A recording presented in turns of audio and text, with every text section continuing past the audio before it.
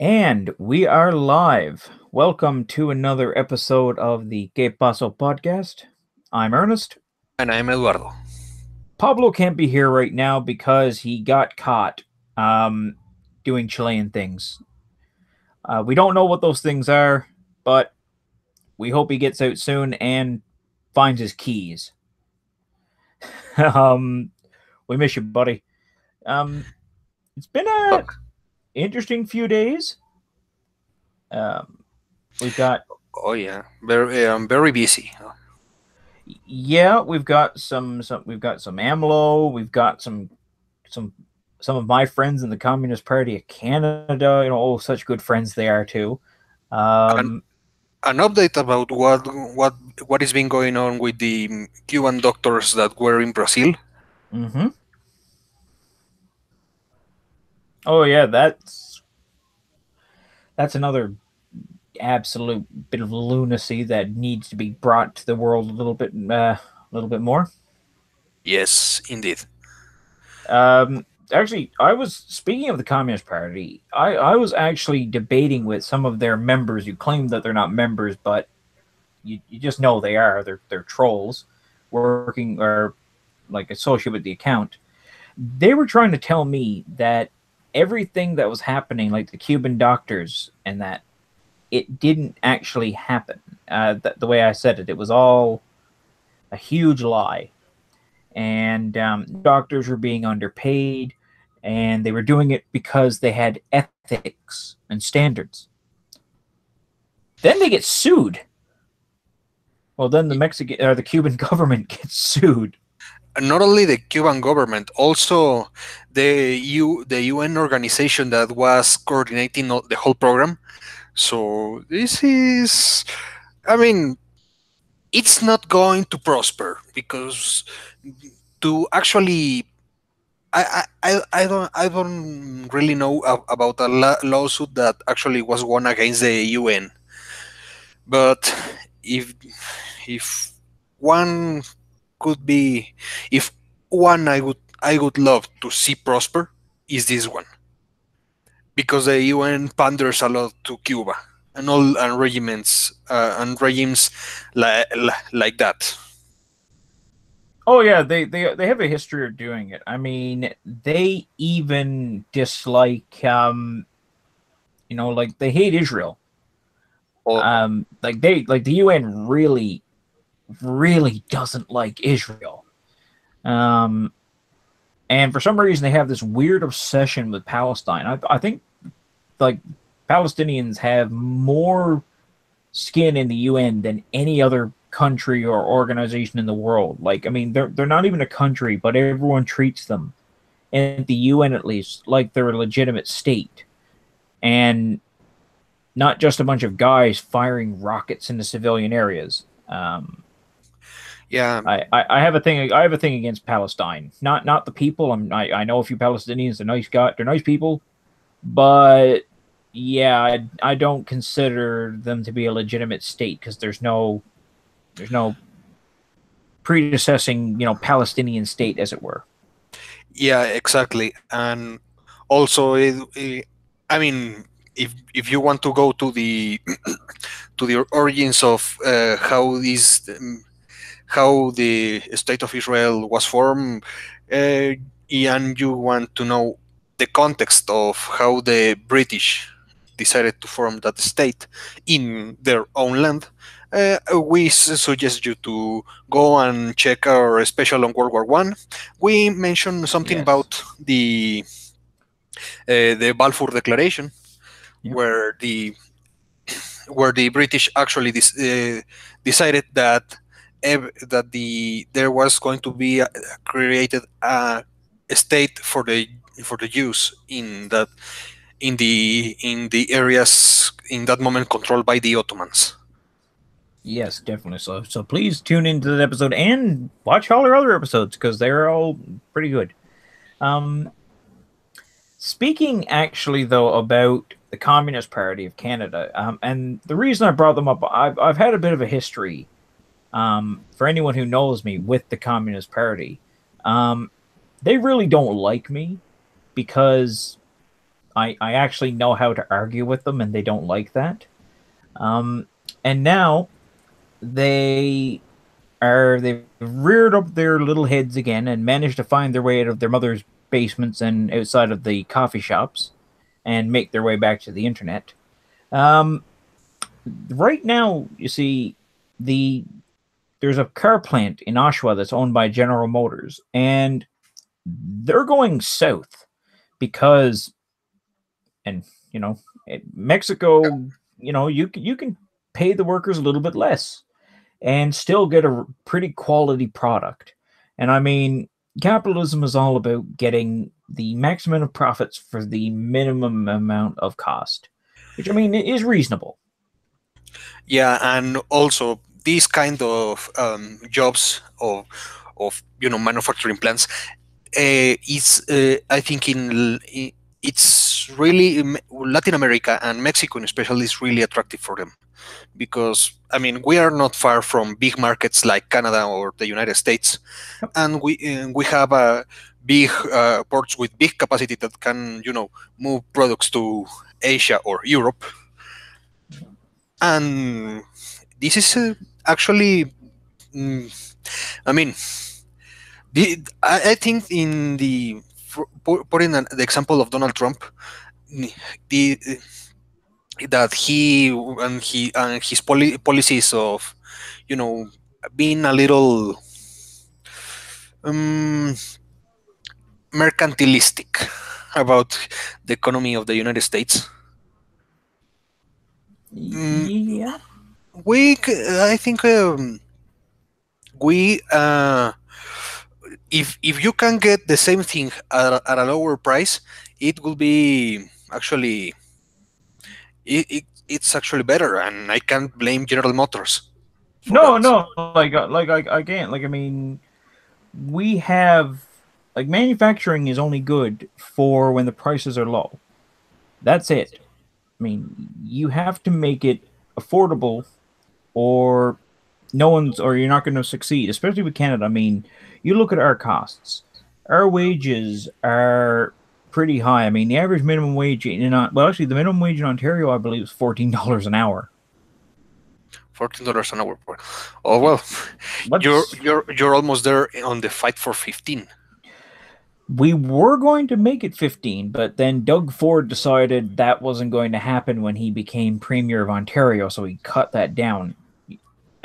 He then went and irritated the French, which is fine with me. This guy, I am actually liking this guy after you said that of his irritating the French. Well, everyone yeah, you're Mexican, you have a grudge against the French, but he actually irritated the French speakers because he cut out a French language university that they were supposed to do. They were going to build it, I think, next year, and he cut it down. He just said, "No, we're not going to do this. We don't need it." And he got the French in Ontario really upset. But it's all you can do. It happens. But back to this. So the Communist Party of Canada now is, I'll let everyone know they're really, really unimportant. Nobody cares about them in Canada. They will never win an election unless something insane happens, but I doubt it.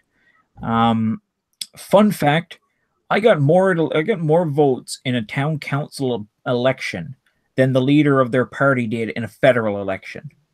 That is 100% true. That's sad for them.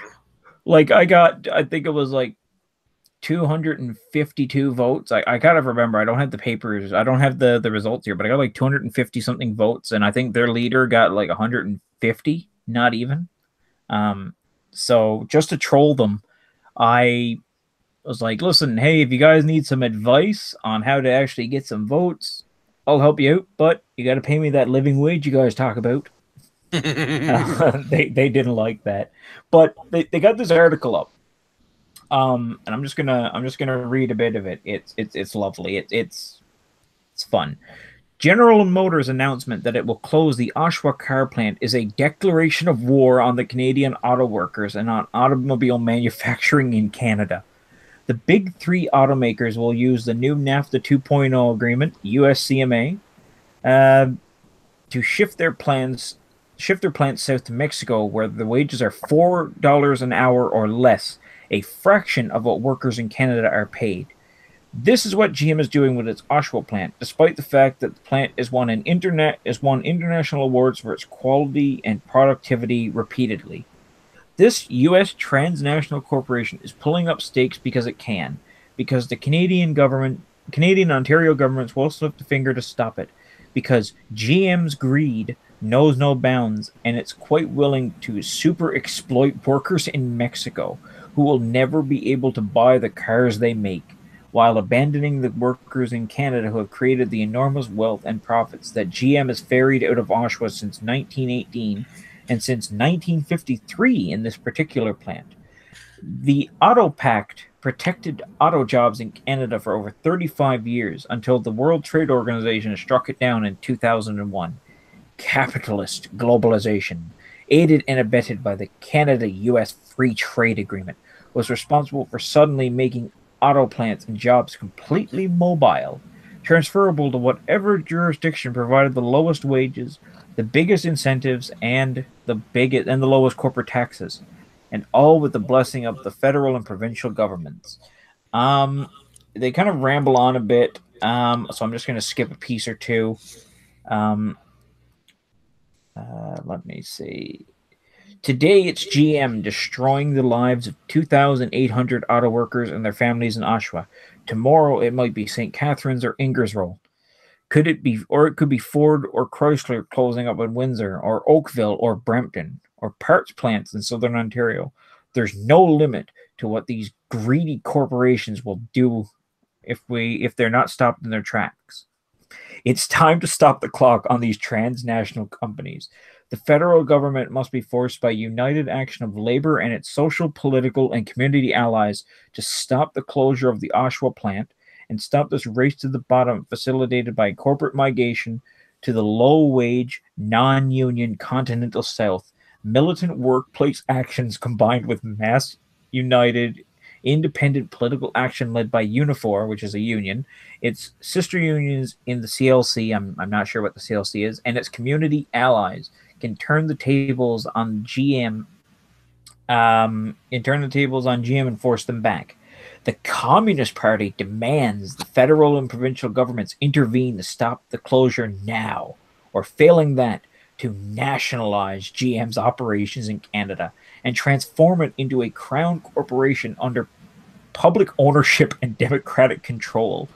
A publicly owned company could produce a Canadian car that's environmentally sustainable, affordable, as part of a public transportation policy that meets the needs of the Canadian public and provides good value adding manufacturing jobs to Canadian workers. Oh my god, like they're not making money. That's the thing. Like this is why they're moving. They're not moving because, they just want to rip off a Mexican. No, I mean, people here will be really thankful for the jobs.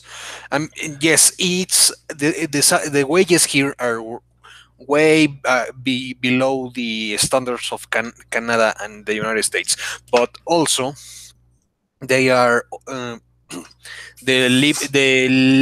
cost of living here is also way below from that in the United States or in Canada.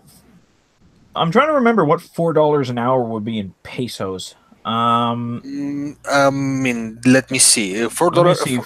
$4 Canadian CAD to Mexican peso. It's going to be almost 61 pesos an hour.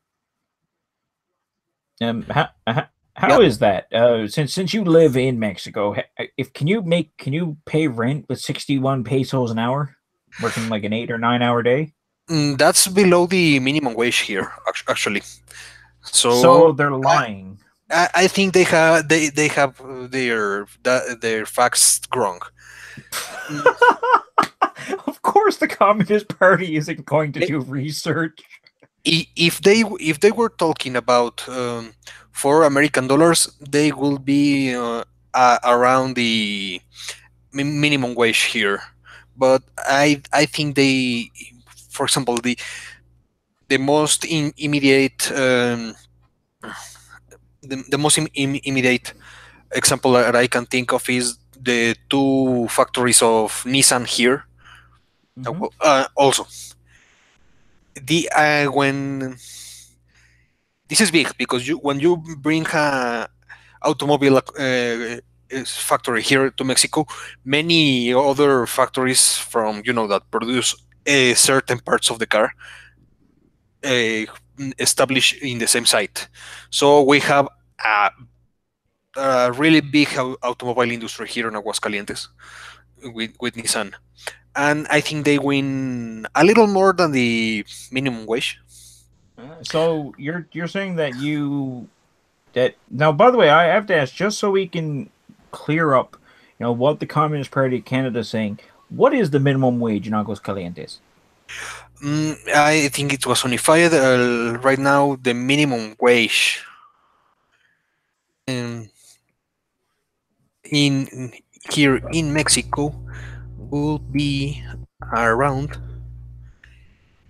Um, Here it is. Oh, sorry. Wait. So around 80 pesos. And Let me see. 88.36 pesos. okay, yeah, so it is.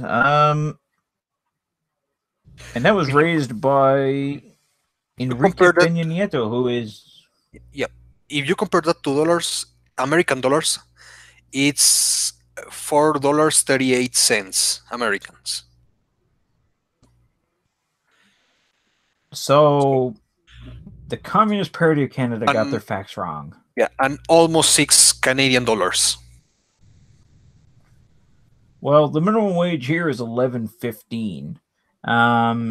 But I mean, like I said, the cost of living in Mexico, like I said, in Mexico is a lot less than it is here. And I mean, these jobs are generally somewhat skilled. You have to have some sort of ability to put together a car.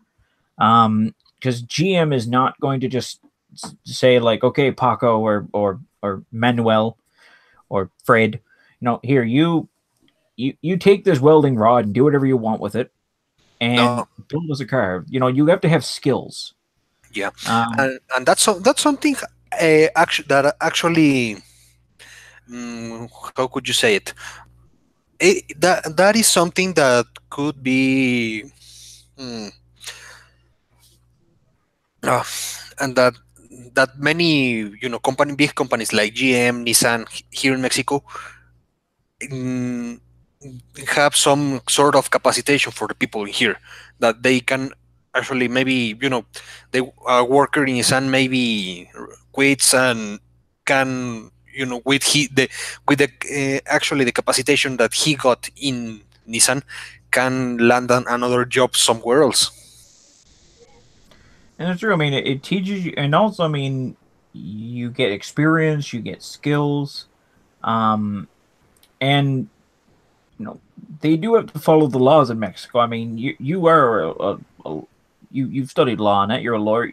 You can't really pay someone illegally in Mexico. I mean, I'm pretty sure you can get in some rather serious trouble. Well, the thing is that yes, you can get in trouble, but may, since there are many jobs that are actual in what we call, well, informal economy, that Black market. all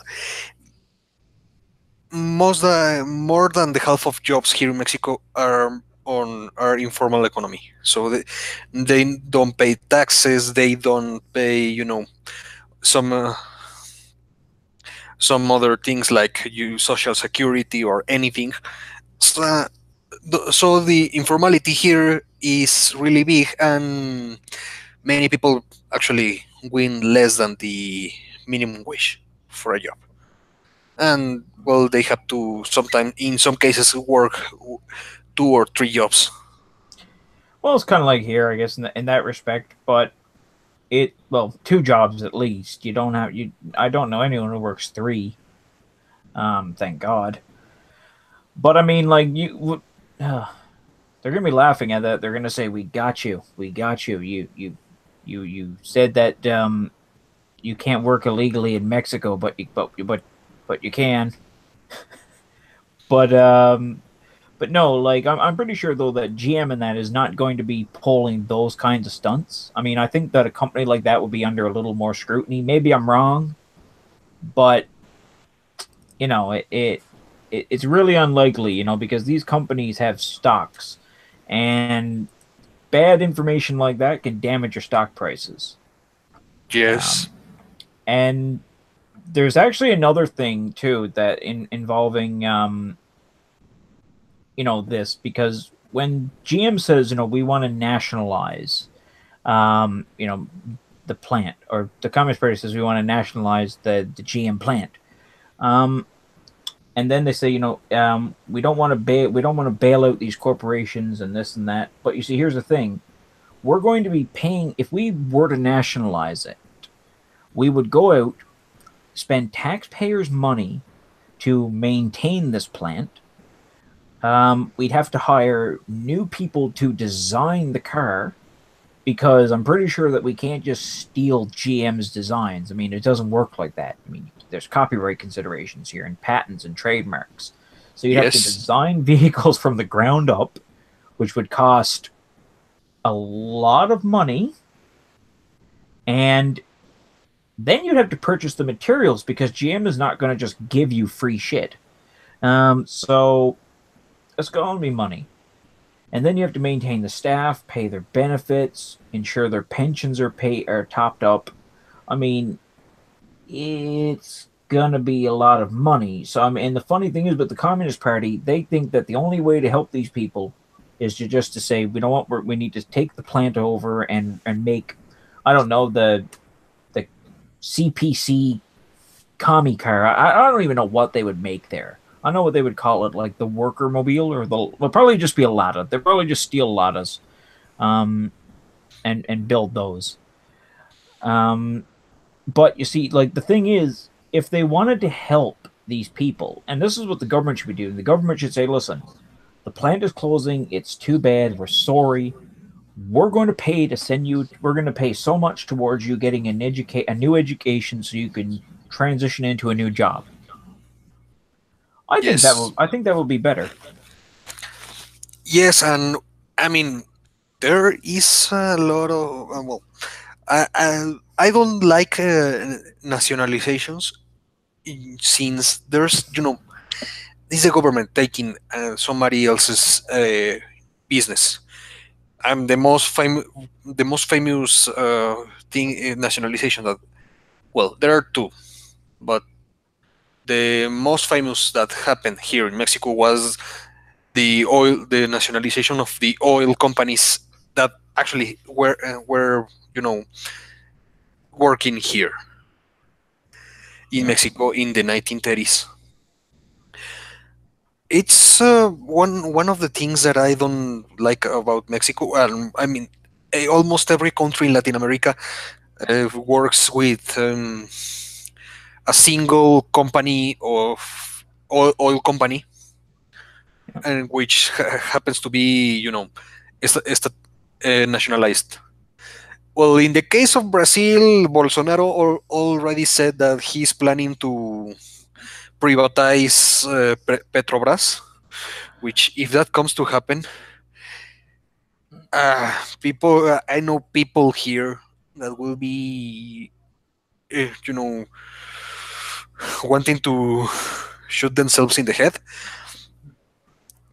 It's because, gonna hurt. It's gonna hurt Pemex. It's really gonna hurt them. Because Petrobras is pretty big.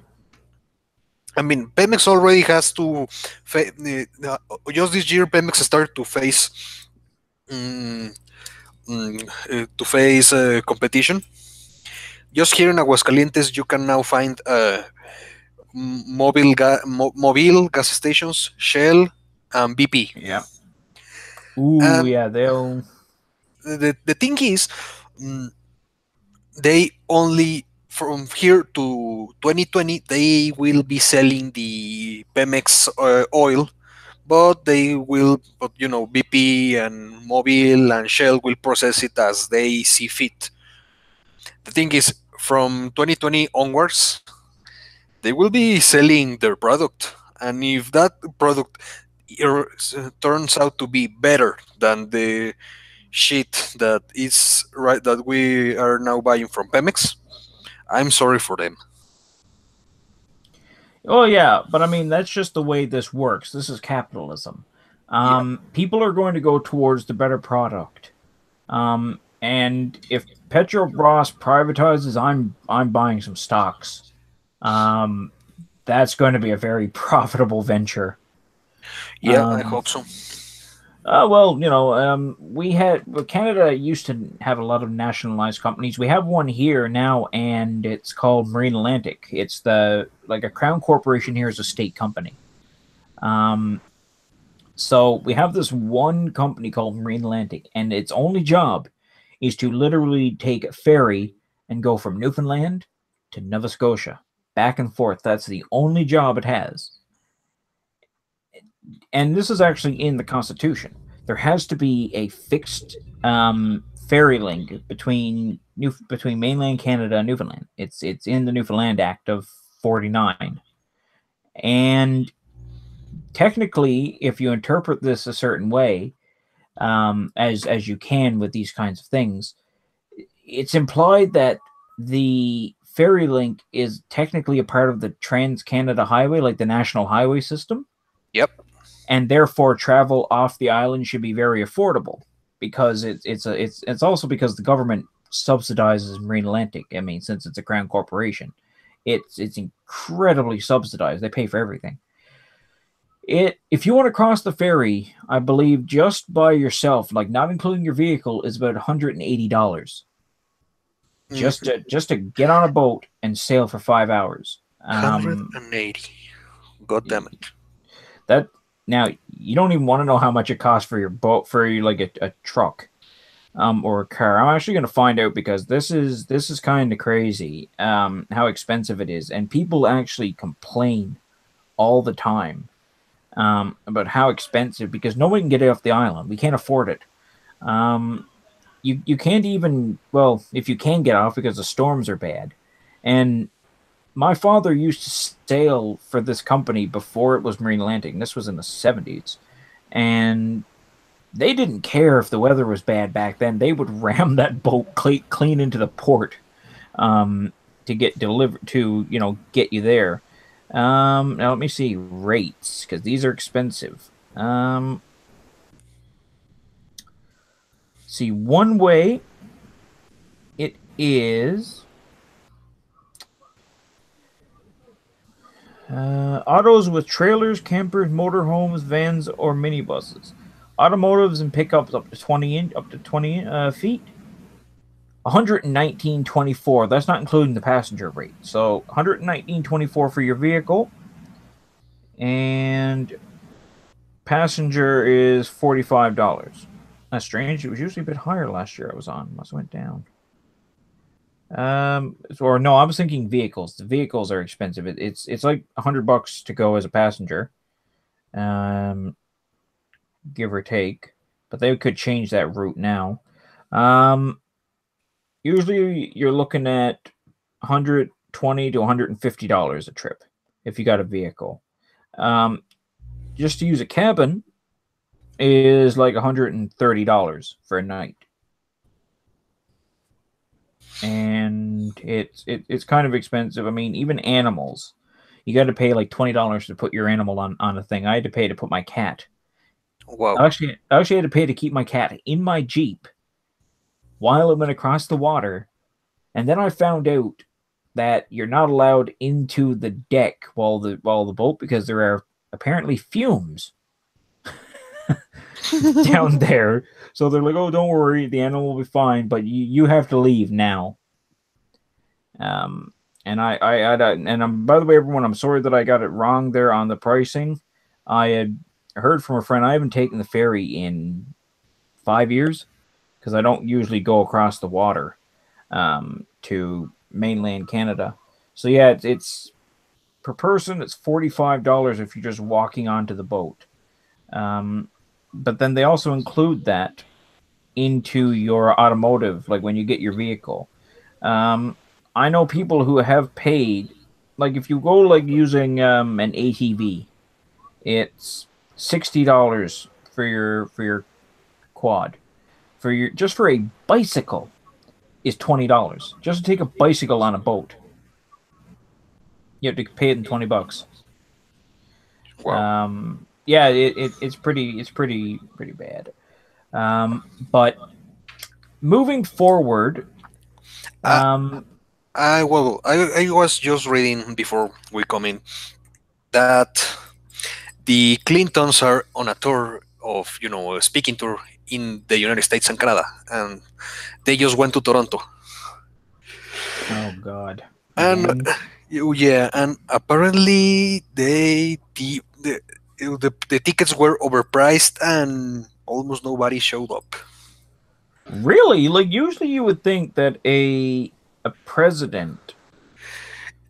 If Hillary was using this to measuring the waters, to run again in 2020, I think she just realized that it's never gonna And happen. Toronto of all places. Like Toronto is next. Then Toronto and Vancouver are essentially the you know left wing capitals of Canada. That's literally it. Uh, If im- they don't come, there's a problem. yeah, they are out. I mean, mm, if Trump wants to get the re-election, they have to exploit the what is going on in the Democratic Party. But the problem is he will have to ally himself with some other people that he doesn't like. And well, speaking of people from that would be a good ally to him, but he doesn't like us. This it was what on Friday that George Bush passed away.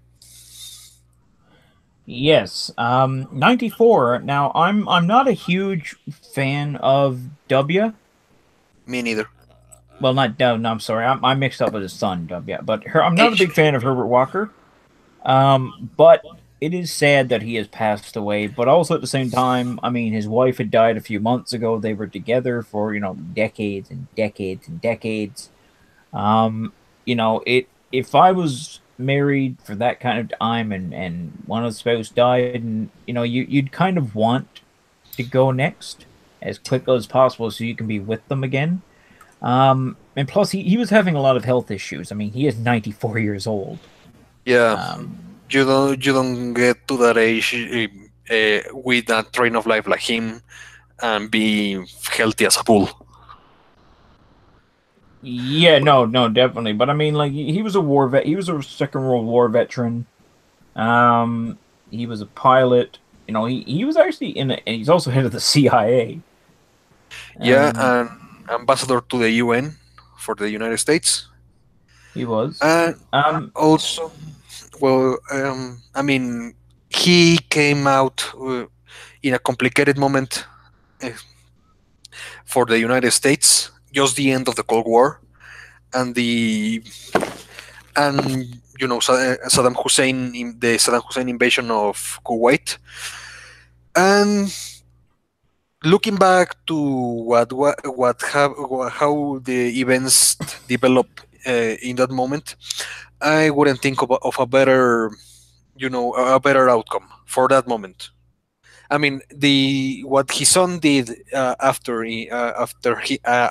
Clinton in Iraq was totally unnecessary. But I think what he did for Kuwait and how he did it was the most.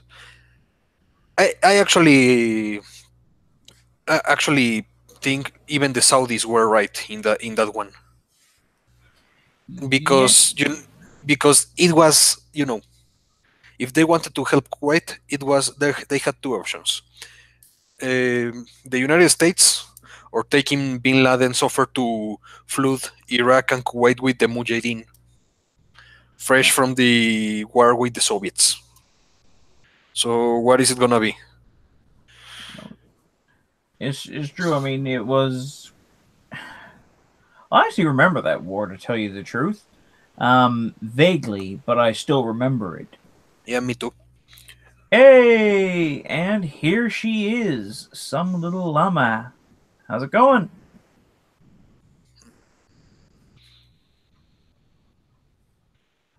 Lama. And she'll be on in a second. She's indicated in our group chat that she's just having some technical issues. I think she needs to mute because she's probably got Oye Como Va like on blast in the background and doesn't want us to hear her dirty little secret. Yeah, she just came from the bodega for a nice cafecito. Yeah. But by the way, fun thing I just realized. Apparently they are testing who consumes the most amounts of cannabis using wastewater. Apparently Halifax, Nova Scotia has the highest amount of cannabis use in the country. More than Vancouver? Actually, Vancouver came in fourth. That's the funny thing. I thought Vancouver was going to sell was going to be the place to use a lot of weed, but they didn't. Let me see. They analyzed wastewater from 15 treatment plants across Halifax, Montreal, Toronto, Edmonton, and Vancouver to reduce statistics on cannabis use.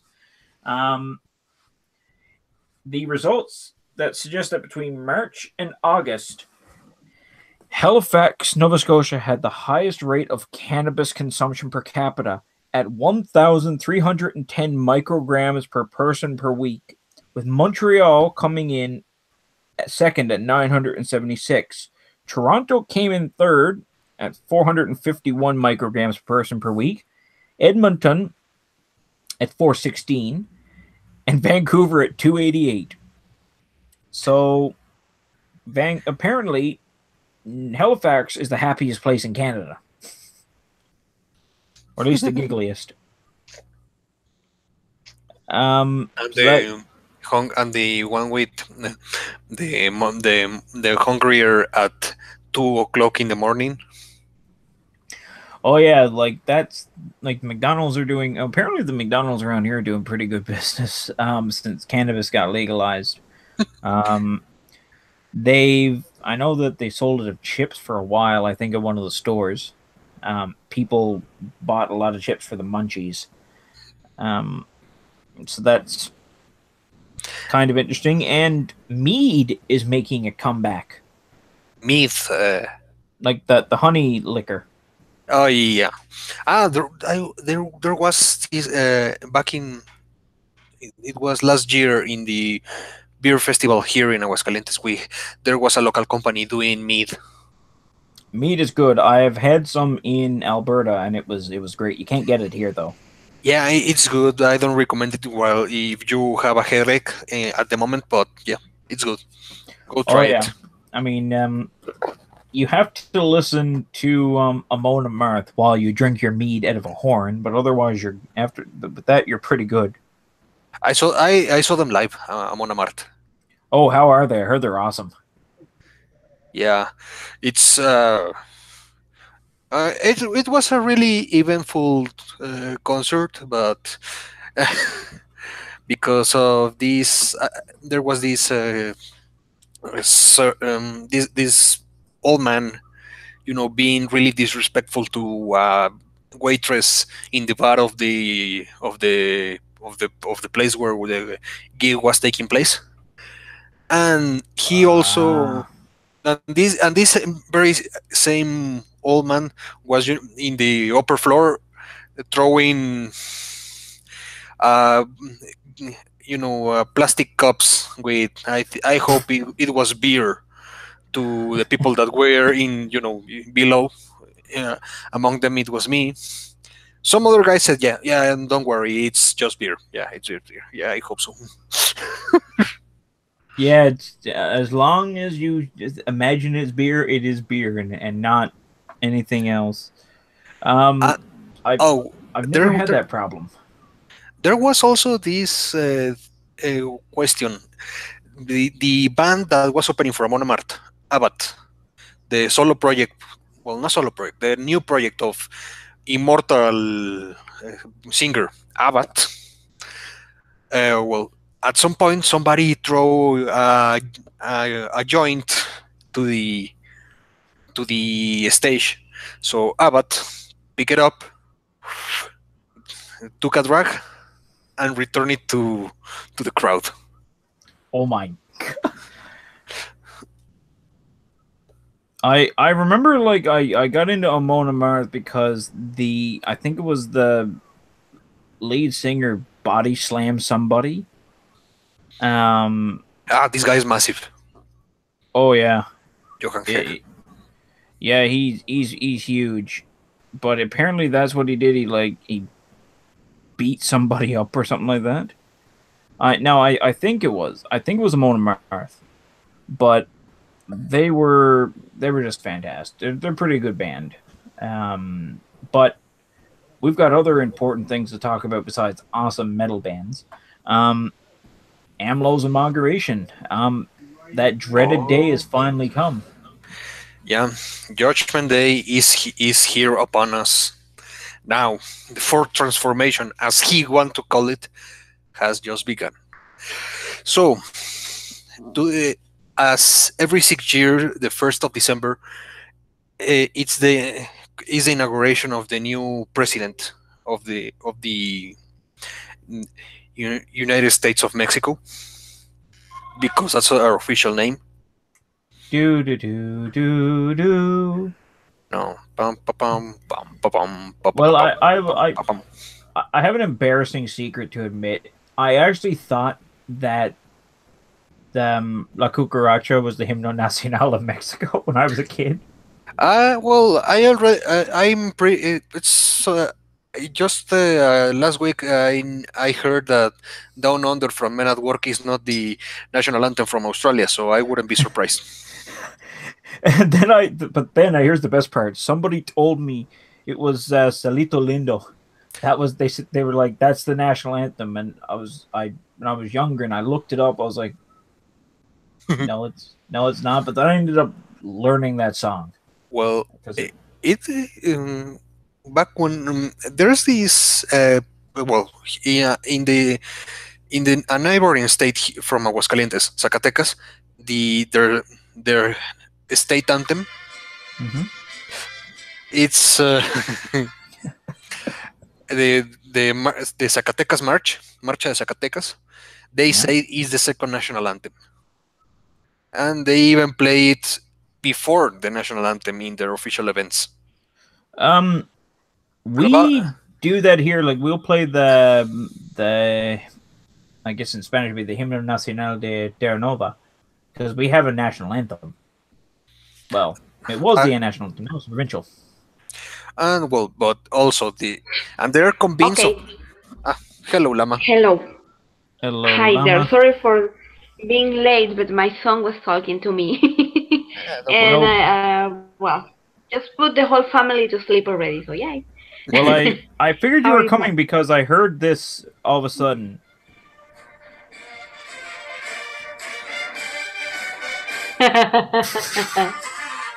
That, for anyone who doesn't know, that is the Tupac Amaru March. It's actually weirdly one of my favorite songs. Every time I go to Lima, I wander drunk. Well, not drunkenly. I don't want to get pickpocketed. That's one of the not my favorite. My favorite is one. It's called "The Peruvians Are Coming." El Condo Posad? No. I like that one, but I really don't like the arrangement for band really much. Nah, Ayacucho, the Marcha Ayacucho is good too. Yeah, those are actually good. So what's up? We are we're talking about AMLO. AMLO. Okay. It's just March night. Yeah, no, sorry. What can I say about AMLO? First of all, I just want to say to Eduardo that he better hurry up to escape Mexico before I start building a wall, because we already have enough with Venezuelans. And I will be escaping to the other side, but thank you. He's gonna go to, but Eduardo, you can't go to America. It's a racist, sexist, white supremacist patriarchy. Oh well, of course. You should invade Guatemala and all of these countries. Go to Belize. You're probably gonna fix them. And I don't know, what can I say about? I mean, I've been hearing about AMLO since years ago. I remember it was in a message board about 2009, and a lot of friends who were right wingers, actually. Well, not right wingers, but they were definitely not socialists or leftists or anything, and they were making fun of him. So, I don't know. It was the pre-Trump effect, because everyone was laughing, saying Trump would never be president, and those same people, and a lot of people were also saying like AMLO will never be president. Well, yeah. Guess who's coming for dinner? He had actually he made a stunt back in 2006 when he lost for the presidency for the first time, in which this was the third time he ran for president. Holy crap. I mean, Lula ran like 5 times before being elected. But this guy in 2006, when he lost, he make a fake inauguration of him because he said he was a legitimate president. I remember that. Yeah, I kind of remember those things a little bit. It's coming to my memory. Well, back then I was not really much involved in politics. So, but yeah, I mean, guys always seem very ridiculous, and now, well, yes. You know, guys, you should do what we do. You should, when they start running too much, you should send them to jail like we do. Like, like Keiko's been running. Keiko's complaining. I seen it on Twitter earlier today. She's still moaning about being in jail. That she's innocent and that she'll be found not guilty, which is not going to happen. Well, she's complaining that she has to take a shower, like she has to take a bath with using like bucket in I know. And I'm sorry, but this is the thing. Like last year, we have this disaster about the El Niño thing, and I have to take a bath with a bucket and with a sponge. I mean, what can I do? I mean, our system collapsed, and for many people, they have to actually shower with the bucket every day. So she's not gaining any sympathy from anybody. Everybody's like, okay, so you have to live like everybody else lives. So boo-hoo. But well, if she wants that, she could just go to, like, I don't know, La Victoria. I'm pretty sure there's no running water in La Victoria. Yeah, there is really no. Don't even have to go that far in what is Centro. What will we call the main areas here. Where is the government palace with the Congress. These areas are still very old. There is not really much water, so. I think there is, because I had to go use the bathroom once when I was in Lima, and they let me into Congress because I knew one of the technicos, and he let me go in to use the bathroom, and that worked. But then I had to leave immediately. Of course, they work. I seen Benvenida, what's his name, Ramirez there, Benvenido Ramirez. You have gone there, and I haven't entered my Congress. Like, I'm actually surprised that it's so secure there, because in Newfoundland, when you go to the Asamblea, You just walk. You just write your name down and you just walk in, and nobody searches you. The only thing is, you're not allowed to wear a hat.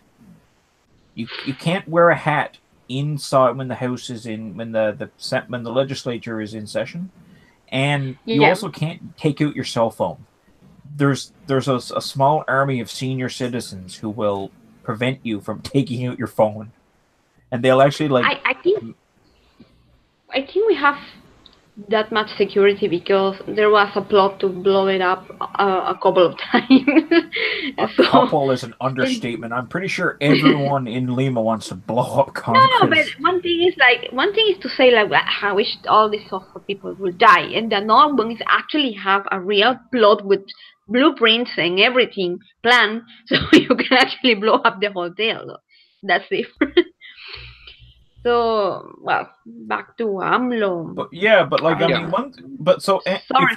if I can, yeah, sorry to ramble on again as I'm prone to do. Makes me miss Pablo. But no, I find that AMLO is like the crappy version of Mario Vargas Llosa. He's like the complete opposite. Except Mario didn't win the presidency, sadly. Well, there's this thing with AMLO. I was talking with my fathers about it. They told me that listening to him talking, because you, his speech went 4 hours yesterday after he and after they protest him in the charge of president. So he my father said he was speaking like um, Luis Echeverría and José López Portillo, the two presidents from Luis Echeverría first from the 1970 to 1976, and López Portillo from 1976 to 1982, which in Mexico was, well, now in Mexico that time is remembered as La Docena Trágica, the tragic dozen. Ooh. And after him, Miguel de la Madrid, then Carlos Salinas, Ernesto Cedillo, Vicente Fox, Felipe Calderón, and Enrique Peña Nieto. According to him, they were the people that brought neoliberalism here to Mexico, which was the search in Google for neoliberalism yesterday went up a lot here in Mexico. So everybody voted for AMLO. Nobody knew what he was against. In this case, neoliberalism.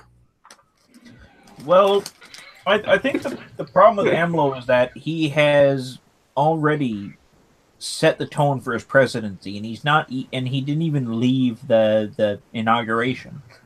I mean, he invited Nicolas Maduro, the bus driver of the revolution. Yeah, that was actually kind of fun to see people He also going. yeah, but there's this about the Boeing.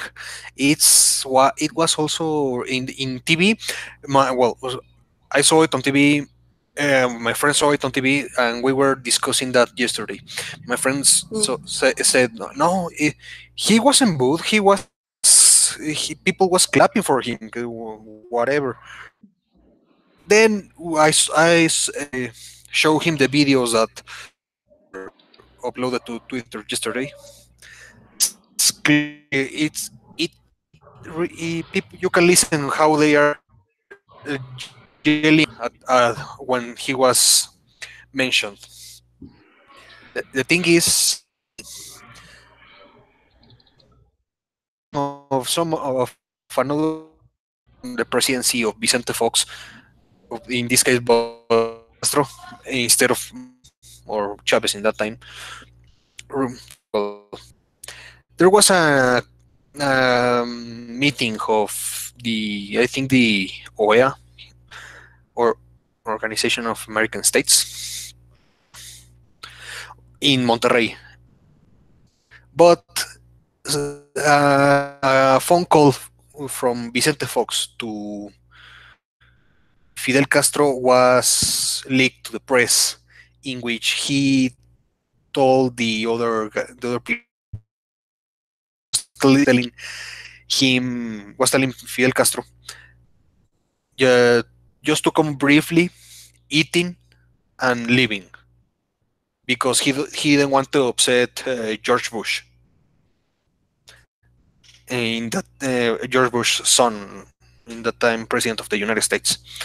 So it was in this case, people is speculating that an agreement was reached just to, know what, don't show your face in the Chamber of Deputies, where he was sworn in. Just come to the dinner after that, and please leave. I mean, he did this. He was really clear designating his friends in that speech. He said, "My friend Evo Morales, my friend Nick, president of the República Bolivariana de Venezuela."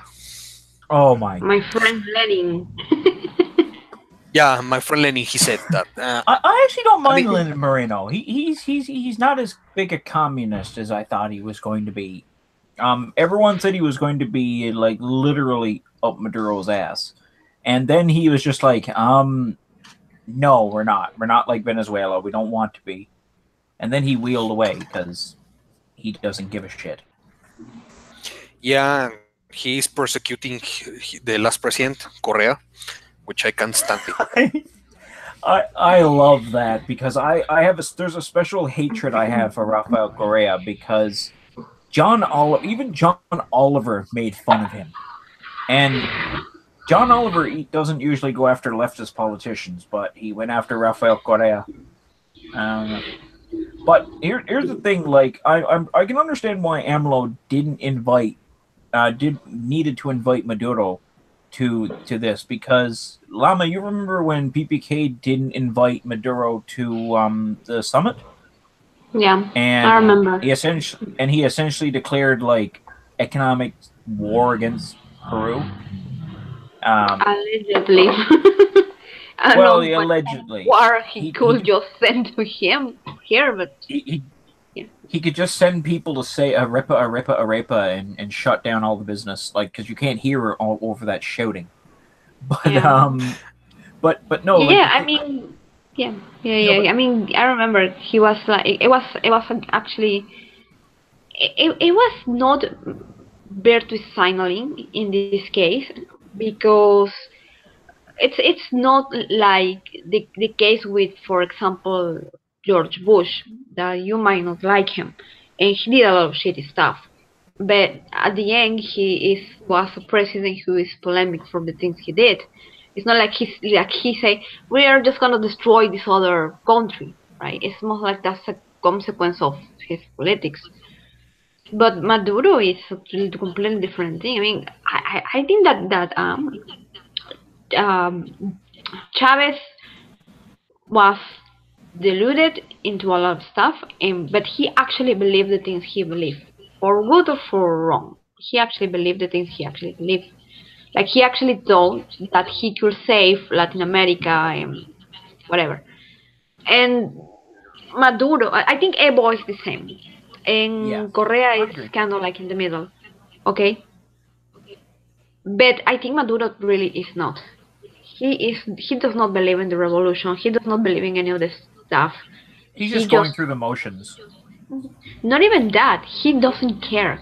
He's just using the revolution stuff to stay in power, to have money, to have power, to do all this drug business that he has. So there is a lot of reasons why he should be shunned from any kind of Latin American summit. Anything. No, I know. But what I was actually going to say about the whole PPK thing is that Maduro is like a curse. If you snub him, you suddenly end up under investigation. Because if you remember, like, what was it, like a couple of months after that, Kenji Fujimori got caught buying votes for PPK, and Yeah. then Maduro decided to have that fireworks party in Caracas, which Yeah. was ridiculous. He Yeah, spent I like remember. 20% of the GDP of Venezuela on fireworks, Yeah, I which was mean, like and for what? he Because spent a it's whole for nothing. $15. Because, for example, the new president is more leftist than PPK, but he's still not left enough. I mean, he's like a right-wing liberal, pretty much. Yeah, right? So it's economically liberal, but real liberal. I'm not talking about crazy liberal, like real liberal, like the real definition of what liberalism is. So he's too much progressive for my taste, but he knows that as long as he has the economy running, nobody's going to get mad at him, unless he go completely insane with all this feminism shit, which I don't know if it can happen. So, but I mean, most presidents actually shown Maduro one way or another, because even Evo, who is still their musketeer, he could have boycott the summit. He didn't. He couldn't. He can't do it. So I mean, it's I really know. It's like Mexico at the moment wins nothing at all supporting Maduro, except the other way around, because he wants to be a responsible left. Say he wants to be a responsible left. Then he needs to walk away from Maduro, because so far who is supporting Maduro? No one is supporting Maduro. No one, except very crazy people who are not even in power, like Corbyn. Corbyn is not in power. So if they are winning, there is nothing to win for Mexico to support Maduro, unless they are counting with Venezuelan money or oil. I don't know. I mean, here is the maybe Maduro will try to pander to AMLO, but yesterday the display of choosing their friends, almost telling Maduro, no, don't show your face on my inauguration. Well, in case he did say that, it's a really, I mean, uh, there was. There was this Mexican politician, Jesus Reyes Heroles. He was Secretary of State for López Portillo during a lot of time. He had a quote that says, "In politics, the, the forms are also substance. La forma también es el fondo." So these kind of things, it's okay. I think it's a clear message. Where is he going to? Where is he going to be positioned? So I don't think. I don't think Maduro will be in the forefront of his friends.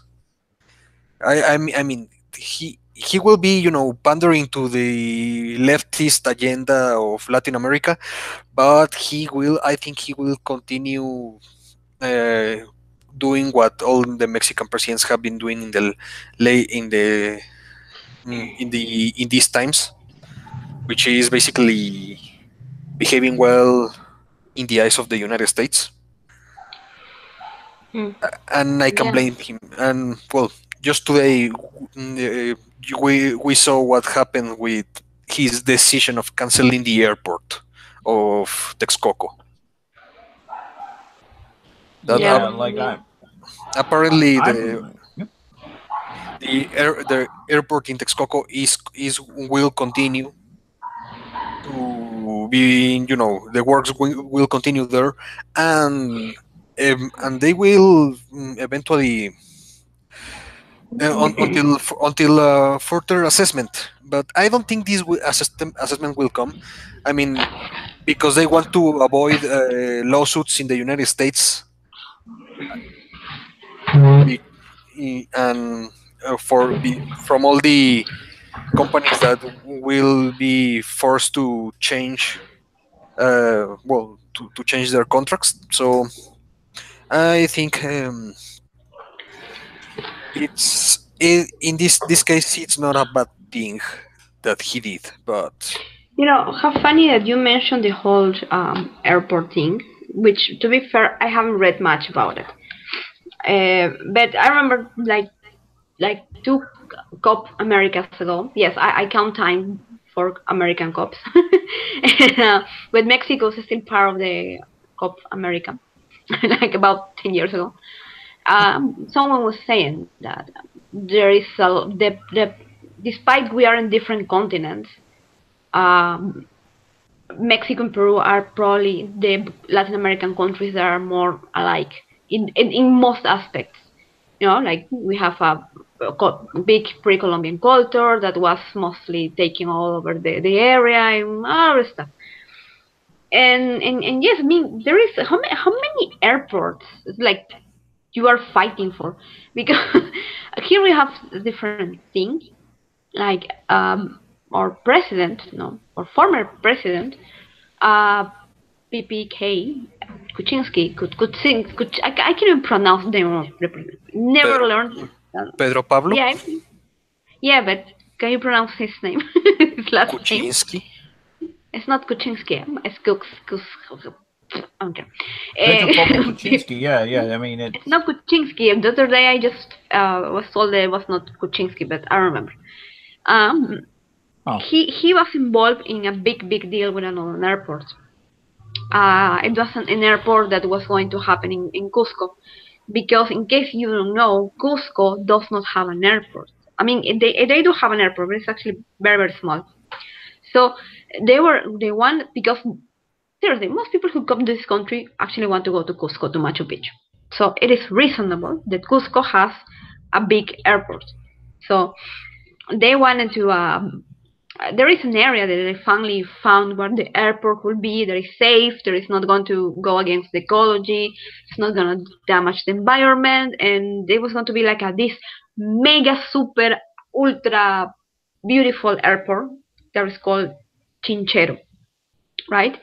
Uh-huh. So what happened here is that a lot of people here in Lima got very mad because we have also a very good airport. It was one of the best airports lately, and they were gonna lose the monopoly of the airport. So they start to boycott it, and I don't know really what happened. So um, there was this I don't know how you say when you opened the contest licitación. How you say it in English? The same? When licitación, it's When you open contest for a job, you're going to hire a third party, right? When you say, okay, the thing is like we couldn't actually go through alone. So there was a contest opened for private investors to build the airport and have a certain percentage of the earnings that they will make, right? So they finally managed to find a good investor for this. And turns out that PPK was involved with these people. Also, our current president was involved in all of this, not this bribery. And what happened was that, you know, this investor, it was a group there. I don't even remember if they are from here. They were going to, like, only at the end, only put 20% of the money, and they were going to have the rights to the airport for 4 years. Okay, so at the end, we were actually going to lose money, and all of these things was one of the many reasons why they end up removing the president, because the people got very mad. And at the end, now we just cancel the contract, and we are going to pay for the whole deal, and we are also going to get obviously all the earnings, for all the profit for us, right? So I don't know what's the deal with the airport because so far Mexico, I've heard of there is one airport that was supposed to go from a protected area, I think. There was another one. I really don't know how many names of airports I'm listening about this whole mess. Honestly. Oh, well, just to clarify then, well, there's the actual airport of Mexico City, Benito Juárez International Airport. Yeah. It's uh, it's been overcrowded from the last 14 years. Yeah, I can And see. before of that, Mexico, through uh, other for, over by third parties institutes like Mitre, it's an institute of civil aviation of the MIT, was performing studies to see where it can be located a new airport for Mexico City. In this case, the best location was where it's been built, the airport, in the bed of the Lake of Texcoco, which has been, dried for ages. But people from AMLO uh, propagated the lies, saying that no, no, no, no, they want to destroy the Lake Nabor Carrillo, which is mm, a water body that it's around there, which is an artificial water body also, and they want to destroy the Lake of Texcoco. The Lake of Texcoco is a junkyard in these days. It's nothing to be destroyed. I mean, and the project of the airport had, among other things, growing, creating more, artificial lakes to help with the water crisis that sometimes happen in Mexico City. So Uh, the thing is that AMLO, since one of AMLO campaigned against it, because his people that um, went for in the licitation for the job didn't got whatever they were looking for. So they said, no, we can build a new airport that will be cheaper in the air base of Santa Lucia, because it's going to be put out of use. The thing is that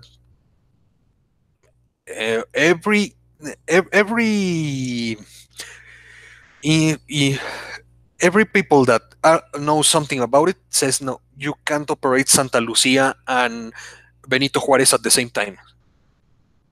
Texcoco is the better option. And they are another argument against Texcoco from these people is, no, the soil of the bed of the lake is too soft. The airport is gonna sink. You can build anything there. Beach. It's the whole city is built on a lake. The whole city is the whole city is sinking. So don't tell me you can build on a dried lake. And it's infuriating, because the day AMLO organized his referendum to cancel it, in which only a million of people voted out of 130 million people in the whole country, ouch. and and Yeah, I many people. remember that referendum was only people were voting 3 times, 4 times. It was worse than the whole Catalonia referendum.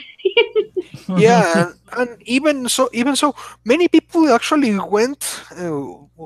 Well, the Catalonians tried to give it a sense of legitimacy, saying that they needed you know a minimum of participation to be for the result to be obligatory.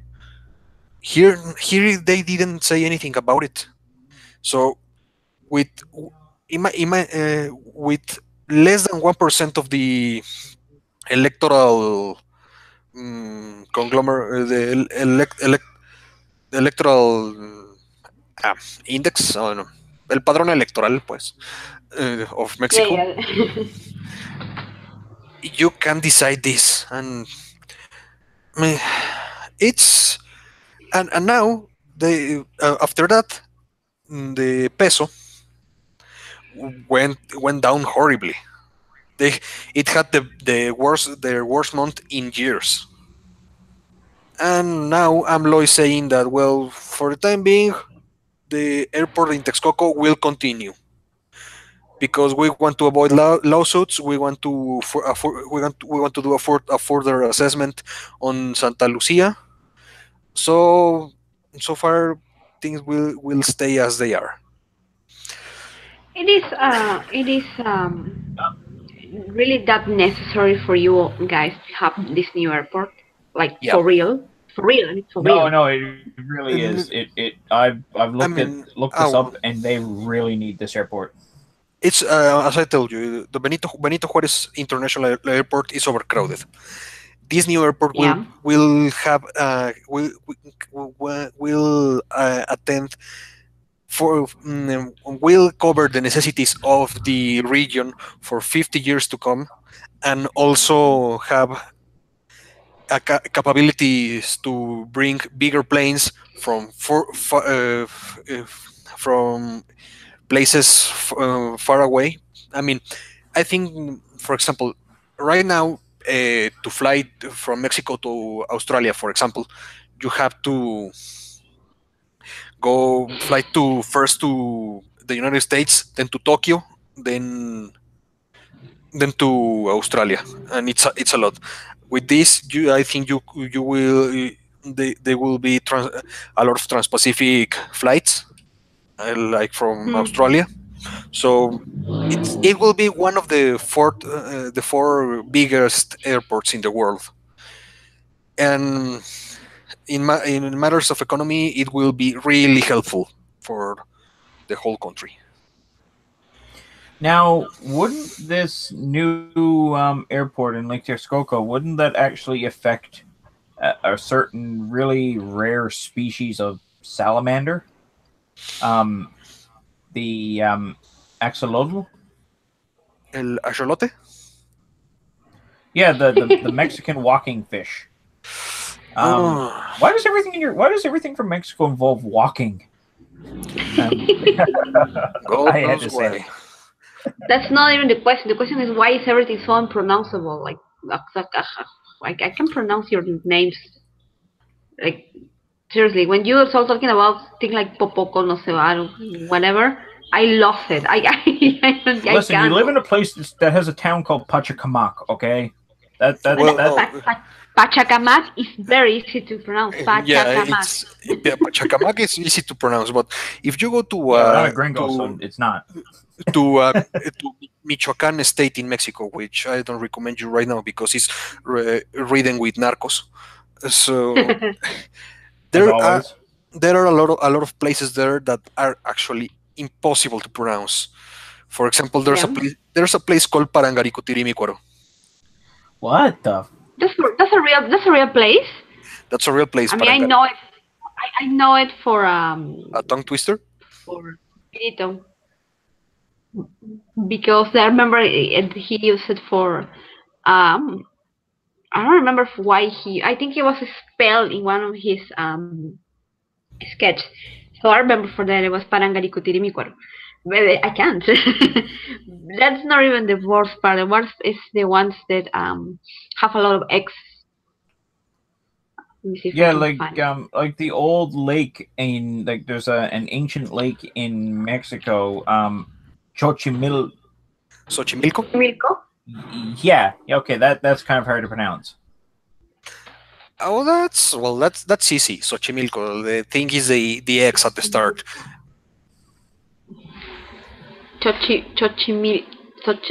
Xochimilco or Xochimilco? Xochimilco.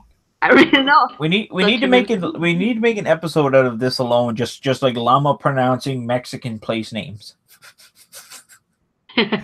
Well, Yeah, I mean, I have one here. It's Cochimiyumana. What the fuck is this? Cochimiyumana. It says here, Totonaco Tepewa. That sounds like it's a pond. I'm not kidding. Tarasca. Yeah. Tabasco, yeah, that's. Listen, Listen, Oaxaca, that's easy. I actually used to have trouble pronouncing Oaxaca. The funny thing is though. Here's one. Acaxo Acaxochitlan. Well, Acasuchitlan. Yeah, Acaxochitlan. That is in a place called Hidalgo. Hidalgo, yeah. Seriously. Hidalgo is like a satellite of Mexico City, even though it doesn't have a border with the Mexico City. But Mexico City is so big that actually Yeah. Hidalgo is like This another one, okay. part of Mexico City. Well, then again, This is impossible. This is impossible, okay? This is in a place called Puebla. TLA twice. TLA UUITEPEC. Tlatlauquitepec. Tlatlauquitepec. Yeah. Well, you see, the thing in those places is that it's more common in places like that in from the where that place is and from Parangaricutirimícuaro to have very difficult names to pronounce because and I mean these two are the language, the Nahuatl, that was the language talk in those Yeah. places in Puebla. The other in Parangaricutirimícuaro was the Purépecha, or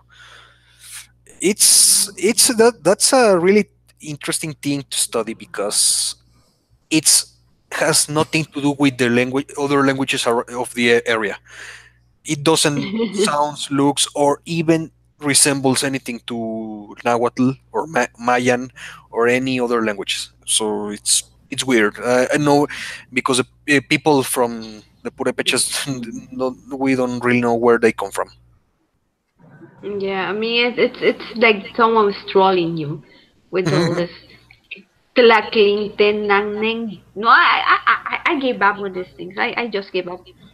well, I mean, Peru has what, like a bunch of different languages too. I mean, you've got Aymara, which I can't make heads or tails of. I've tried. Um, Quechua, you can kind of figure it out. But I can't understand a word anyone. I had someone speak to me in Aymara, and I just stared at them blank eyed. It, Yeah, to be but fair, I don't know anything about. But the thing with Quechua is that it's, I suppose, it's the same with the Nahuatl language. Nahuatl. It's Nahuatl. Nahuatl. Nahuatl. Nahuatl language. It's just a part of your language already. Like there is a lot of stuff here in the Quechua language. They're already part of the Spanish. Like I think Opa it's one of them. Yeah, it I is. I It think is. It is. Opa, right? I think Opa it means dumb. I didn't know that. And I just call people shut up Opa, and I didn't know it was actually a Quechua word. Yeah. Like the only thing I knew about Aymarans is that they had adorable little bowler hats. um, that was There is, about that was. yeah, I mean, I really would love to, learn Quechua just because there is still a lot of people who speak Quechua here, Mostly in but Cusco though, and there is a lot. There is a lot. There is a list here. For example, llama. Llama is a Quechua word. There is this mate. There's the famous Argentinian mate. It's a Quechua word as well. There is the what the what there's not there puma. It's also I think there's also a Quechua word, and I think that the puma also has another name around Mexico. I don't know. So it's not like we don't talk about them. So there's, for example, like the word tambo. Tambo. It's like a place where you stock food. That was a tambo. And there was also like a store, like an old store, like a bodega, pretty much. That was tambo. And now there we have a franchise of supermarkets called Tambo. I didn't know that, so I learned that one. Just um, Oh, guys, this is good. The Communist Party is outraged again. Apparently, the Canadian Museum of Immigration put out showed a profile of somebody who immigrated to Canada.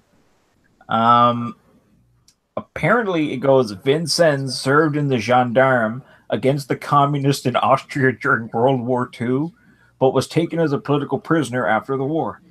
He managed to escape when a fire broke out and was reunited with his wife. They immigrated to Canada in 1949.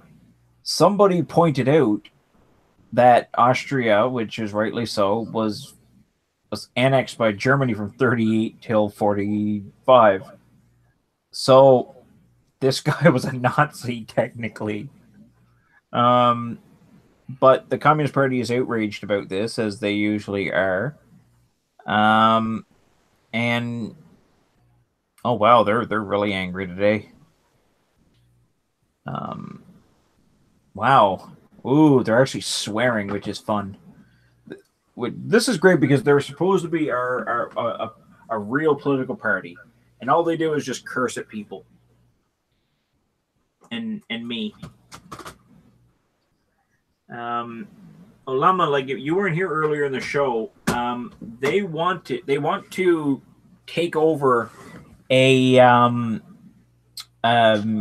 car manufacturing plant and make cars here, despite not having any idea how economics work.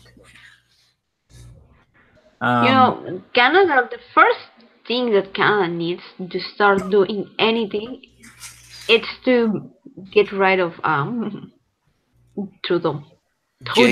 Yeah. Yeah, we that's the first thing you have to do, because as long as Trudeau it's there, Trudeau. You cannot Trudeau. Trudeau, le Premier Ministre de Canada. The Premier Min. He is a special individual. Let me tell you that. I don't like him. No, nobody likes him. Actually, there is a news event. There's this member of parliament here, and this is like Latin America level stuff, so you know it's good. There's this member of parliament called Raj Grewal. He's Grewal. He's from Brampton, which is like the seat capital of Canada. He has a gambling problem. And this gambling problem is apparently in the millions. So normally that's not a problem. If somebody wants to spend $5 or $6 million, gambling, that's their right. This guy is on the finance committee for the parliament, and he is getting access to large sums of money. And he's only 33. And if you're a lawyer and you're 33, unless you're a very, very, very good lawyer, there's no way you're pulling in $5-10 million. But I'm just going to see this here because it's a huge scandal. And he was like, well, I'm going to resign because it's bad. I shouldn't have gambled lots of money. I know some of the money went to a terrorist or possibly went to a terrorist organization. And now there is money laundering being suspected. Because I am of the theory that most social justice related stuff is just money laundering, because I have no other explanation for companies just losing this money in this way and wasting money, paying stuff for stupid shit that really no one uses. So you can hire a gender expert and pay her $1 million, right? Yeah. And who's gonna say no? Who's gonna say no? I mean, how much a gender expert is supposed to make? How much? I think a gender expert should pay to work. Yeah, no, they should, but this guy, he's being investigated by the federal police, like the RCMP. he owed over $1 million in debt. I think it was over $1 million, but not any more than $4 million. But he says that he paid it back, and now he doesn't have to resign. He says. My president, the current president, he was in Canada before he came here. Remember? Mm-hmm. And he was sent to Canada because something about gold that he was involved. How you say lingot? I don't remember. Gold ingots. Yeah, he was involved with some scandal with them, so that's why he went to Canada. To like how you sent away a pregnant girl, right? To just for people to forget. Exactly the same. It will happen to him. You just send him to Canada. You send your crappy politicians here. Yeah. We're like the graveyard of success.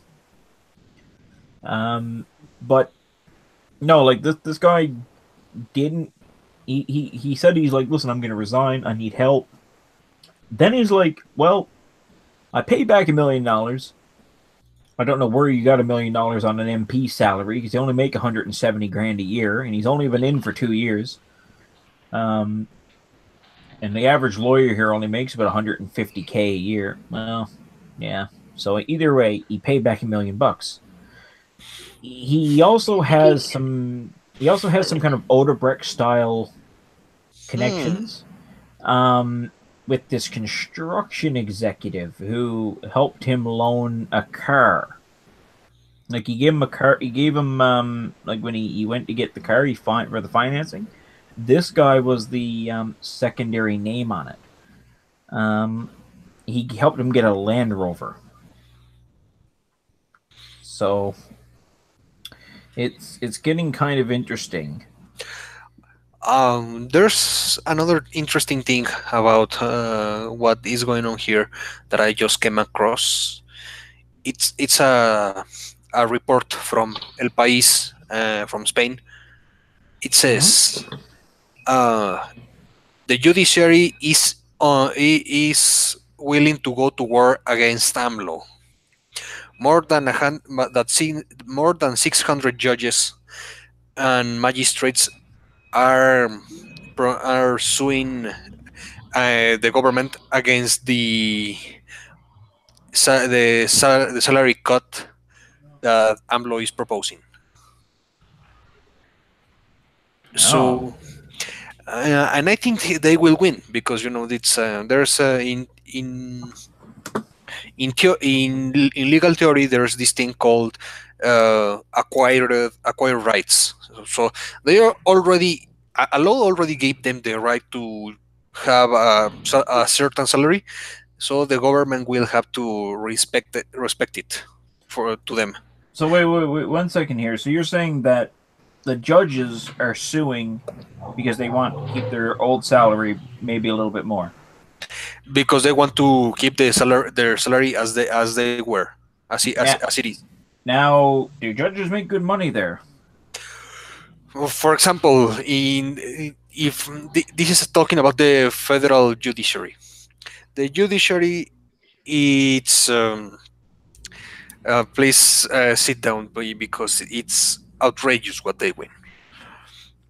They have a good salary from even Supreme Court justice wins more than the president, even more than Peña Nieto, which compared to AMLO won 60% more.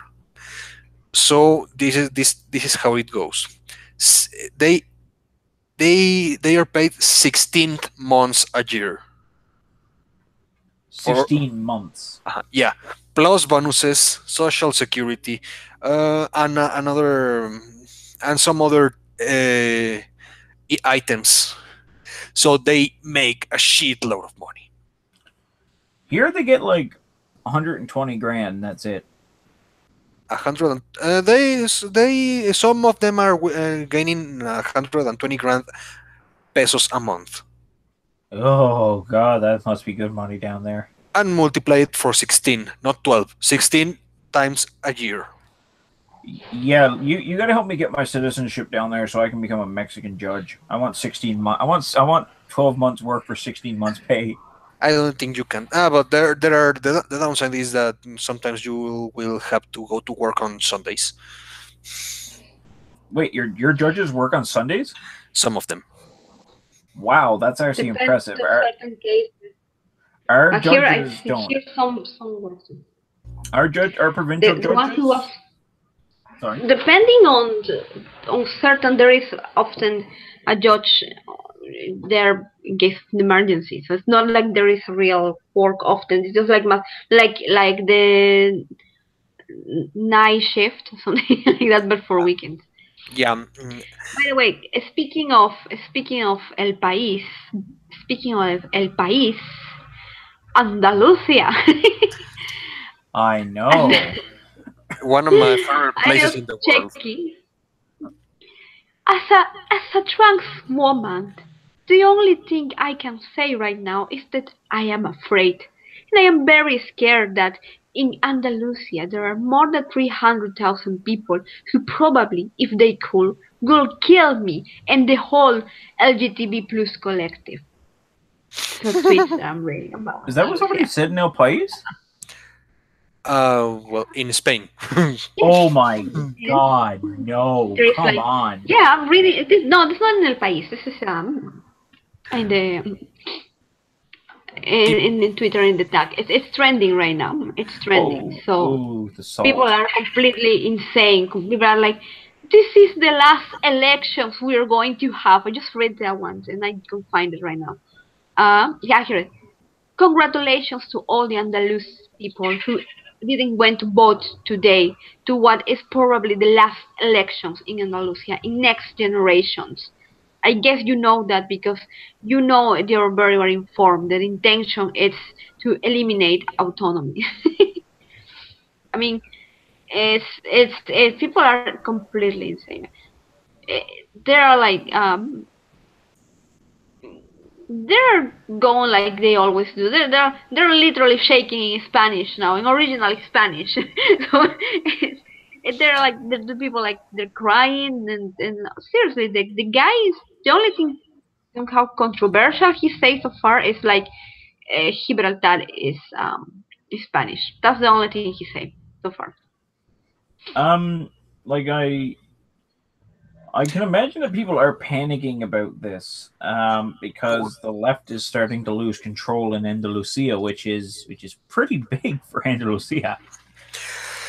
I mean, do you remember Abriendo Paraguas, this girl that from Spain that came Yep. to an episode here in our podcast and told us about what is Vox going on, or going about, what are their plans, their vision.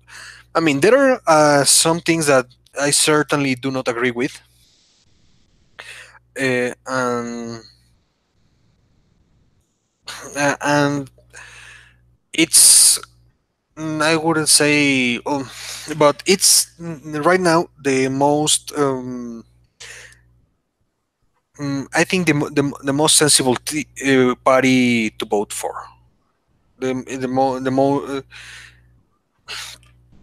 It's well, you have a migration crisis brewing right now that will only get worse for Spain. You have also a lot of problems of corruption inside the government, and a government that is actually more busy trying to take a dead man from his tomb, rather than uh, getting solutions for the problems of their country. So people voting for Vox, I mean, many people that is voting for Vox is actually are former voters of Podemos, the an outright communist party in Spain. So maybe which is also Podemos is also really ridden with controversies and corruption. You know what? One thing there is like these people don't really realize how bad everything is and how much. I mean, they really do not. minds that people have realized they think we're stupid. Because that's the reason why these people is being bought off anywhere. It's not because they are doing bad stuff. It's because they actually think we're dumb. When this guy, their current president, oh, what's his name? Pedro Sanchez, right? Pedro Sanchez. Yeah. Yeah. He's called the president Ocupa. I found that hilarious. Yeah. The Ocupa, I don't know if you know, Ernest, what Ocupas are. Do you know? I'm It's not sure they are actually. it's pretty much like a culture of people in Spain who just enter a house and live there. That's without it's like you call it squatters. I think it's called squatters. I mean, you see a house, no one is there. You enter and you live there. Okay, that's the ocupas. That's what the ocupas in Spain pretty much do. So they call him the ocupa president, Yeah. right? Because he just entered the place, not invited. And I think like the next week after he took power, he had a meeting with Soros. And Yeah. little after that, that's when this invasion in Spain starts. Like the big one that everybody saw. So it's just like this guy gets in power. He But gets a meeting with Soros. it's curious the case of this meeting with Soros because I think it was in Davos. Yeah. Because and he went before go to greet every other world leader. He went to greet Soros. Yeah. He's no one's leader. No one is electing for anything. He just I mean, that's just my point. I mean, I can understand that probably these people had a soft heart for Soros because Soros is the one who gives them money because that's the only thing they have. They have no support. They have nothing but his money to do whatever they want. So they should at least be a little bit more discreet about what they are doing. Like, because exactly people really. The other day, like about 2 months ago, I was out and we were talking about politics with one neighbor, and I mentioned Soros, thinking that they wouldn't know. And my neighbor knew who Soros was. She knew exactly who. Yes, I know who George Soros is. And we were talking about another neighbor, but she didn't know. But this other woman, I think she actually knew more about Soros than me.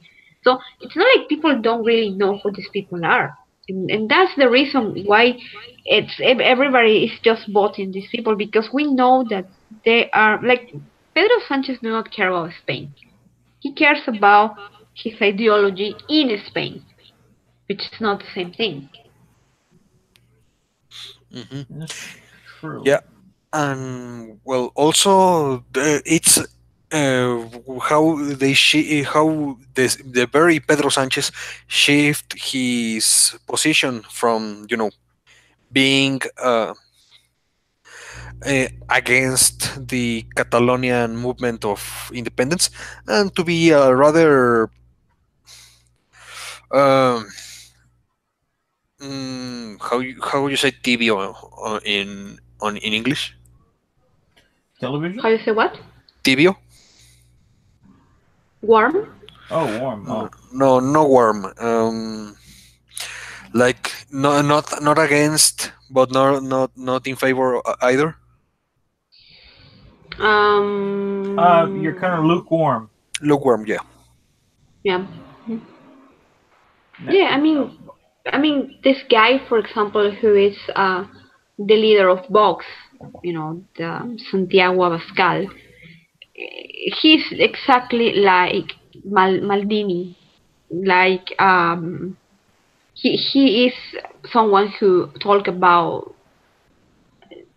I wouldn't say nationalism. I think they're more patriots than anything so far, at least.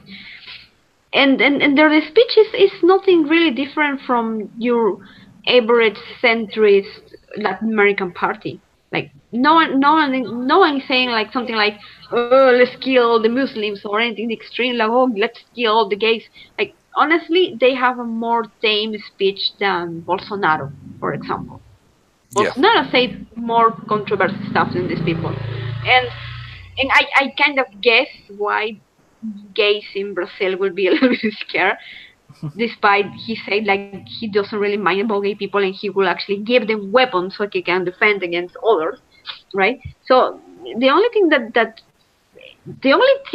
Vox is doing wrong, it's not being leftist so far. That's the only thing they are doing. The only, like, seriously, the only thing that Vox is doing so far that they don't like is that they are not leftist.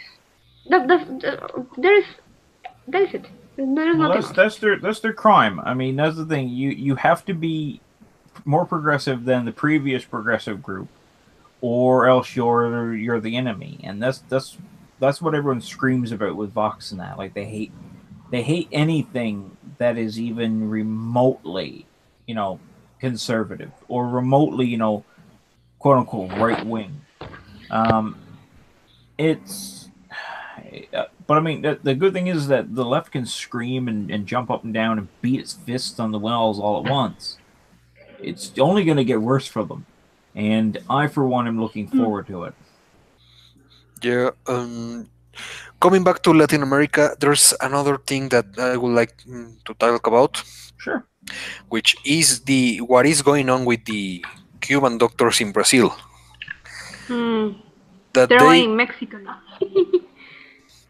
they filed a lawsuit against a lawsuit claiming the UN agency made 75 million from slave trade with them. Which this UN agency is the Pan American Health Organization. It was the organization that was or coordinating the whole program of Mais Médicos in Brazil, Yeah. which were this program consisted in Cuban doctors going to the most remote areas of Brazil where there no Brazilian doctors wanted to live. I mean, and it's and these doctors, if you remember, I think you talked with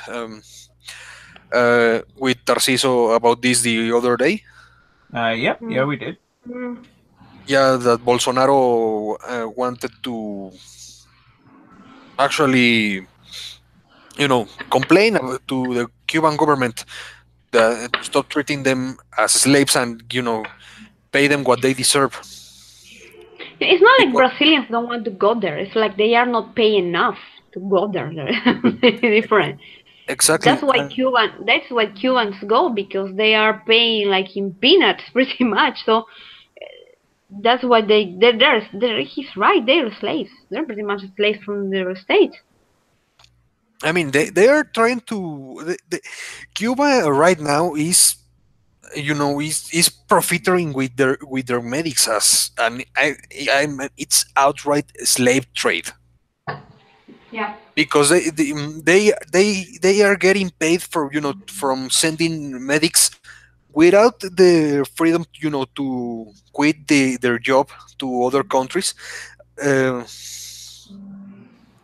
And they kept their families, and I don't think in the best of terms, because one of these Cuban doctors suddenly decides, I don't want to work for you anymore. I'm going to stay here in Brazil. What do you think is going to happen to the family of the man that decides to do that? They're going to be ruined. And yeah, exactly. And that's like this guy who has a podcast. He's called, I recommend him. The guy is a Spaniard guy. I forgot his name right now. Fernando something. And he was saying like, why doctors? Why not Cuban engineers? Why not Cuban teachers? Why not Cuba researchers? Like, I never heard of Cuban engineers. Have you ever heard of them? I never heard of any other Cuban anything.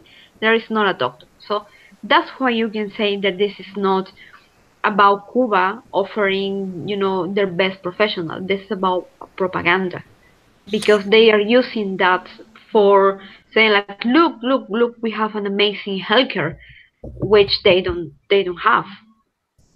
Yeah, back in the day, in the Cold War, do you all remember all these wars in Africa that Cuba interfered in, Yeah, I can Angola, remember. Angola and Ethiopia overall. I mean, Yeah. the Soviets wanted to interfere, but they couldn't send soldiers, so they acted by a proxy. I mean, they just left the weapons there in Angola or Ethiopia, and the Cubans put the soldiers in the ground. Yeah, And that's well, actually, one the Cuban general that commanded the operations in Angola uh, and turned out to be a really good strategist. But he became so popular that the Castro government executed him because under charges of narco traffic. yeah, that's the same thing like the Alba houses. I don't know if you have those in Mexico. The Alba, the Alba houses, the Bolivarian Alliance, something that it was called the Alba, and it was Venezuelan stuff, and they were sent around. I remember they were sent here in 2007 after we have an earthquake because they allegedly offered to help people without houses to build temporary houses for them. And what actually was happening was they were doing propaganda for the revolution here, so they were cancelled. And the nerve of these people, because they are the first ones who just cry havoc whenever you see USAID. Do you know that organization, USAID? That they also have to do this. I actually worked with USAID here years ago for they were clients of mine actually for a web project. And what they did was to went to the Amazonian jungle, and they give people the chance to switch from doing coca to doing to farm coca, I mean, and to do cocoa, cacao, cocoa, I don't know what, chocolate, Yeah, right? yeah. So why? Because this way they could get rid of illegal coca, right? So I personally don't think this is a bad idea overall, because the country also makes a lot of money with chocolate here. Yes, probably could say like the interference because coke is a traditional plant and whatever.